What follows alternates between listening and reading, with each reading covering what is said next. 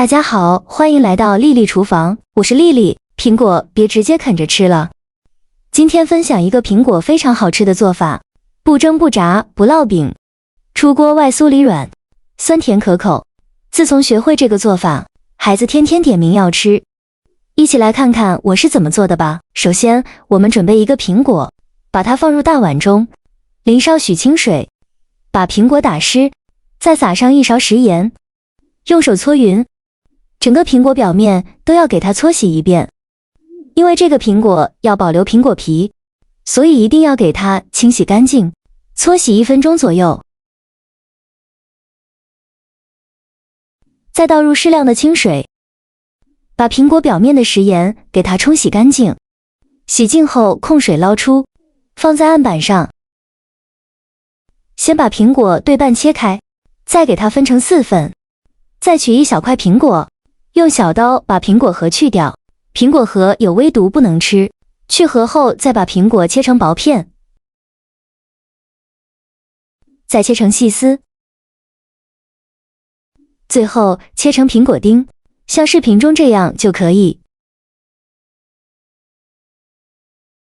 切好之后放入盘中，起锅烧热，放入30克黄油，没有黄油的可以用玉米油。开大火把黄油炒至融化，黄油炒融化以后，再把苹果丁放进来，再加入20克白糖，喜欢吃甜的可以多放一些，用铲子翻炒均匀，把苹果丁翻炒出汁，再翻炒3-4分钟。炒的过程中一定要不停地翻动，让苹果受热均匀。苹果炒软以后，看一下已经炒出了这么多的汁水，这时候再开大火收一下汤汁，再翻炒1-2分钟，翻炒至汤汁变浓稠，像这样就可以关火了。再把它盛出来放入大碗中，先放一旁放凉备用。再另外准备一个大碗，往里边倒入350克低筋面粉，加20克白糖，喜欢吃甜的可以多放一些。再加1勺五铝泡打粉，用筷子搅拌均匀。搅匀后再倒入30克软化好的黄油，然后戴上一次性的手套，下手抓拌均匀，让面粉和黄油完全混合在一起。一边抓一边用手搓，把面粉搓散开，这一步比较漫长，一定要耐心一些。最后抓拌成这样的状态就可以。再把苹果丁放进来，用筷子搅拌均匀，让面粉和苹果丁完全混合在一起。搅匀后，再加入60毫升纯牛奶，继续用筷子搅拌均匀，边倒牛奶边用筷子搅拌，哪里有干面粉就往哪里倒牛奶。最后搅拌成这种大面絮状，再下手揉成光滑的面团。这个面团尽量多揉一会儿，大概需要揉2-3分钟左右。最后揉成这样一个软硬适中的光滑面团就可以。再盖上保鲜膜密封起来，放一旁醒面30分钟。30分钟后，我们打开保鲜膜看一下现在的面团，省得差不多了。现在的面团已经非常有延展性了。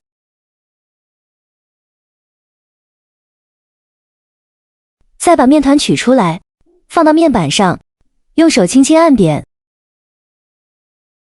再取出擀面杖，给它擀薄擀大，给它擀成一个薄一点的长方形面片。也不用擀得太薄了，厚度约1厘米左右。擀好后，再像我这样两边对折过来，用手按压一下。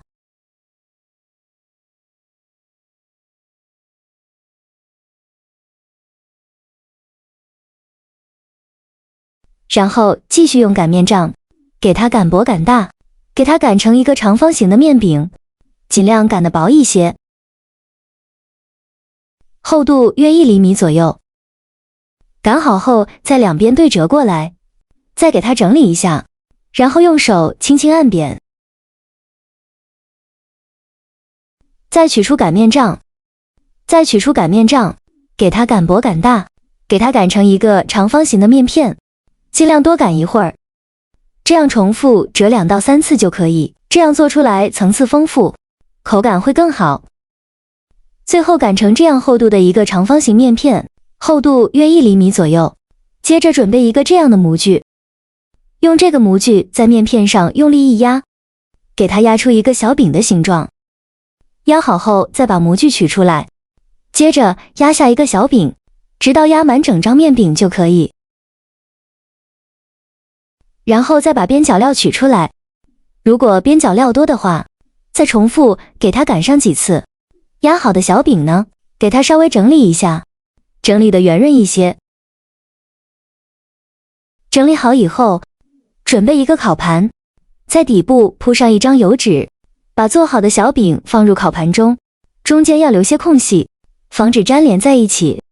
全部放进来以后，先放一旁备用。接着准备一个鸡蛋黄，把它放小碗中，用刷子刷散。刷散后，再把蛋黄液刷到小饼上，每一个小饼都给它刷上一层蛋黄液，这样做出来颜值更高，看着会更有食欲。我每天都在用心的教做菜，这个视频麻烦您帮忙点个免费的小红心，下次不会做还能找到我。非常感谢大家的支持。全部刷好后，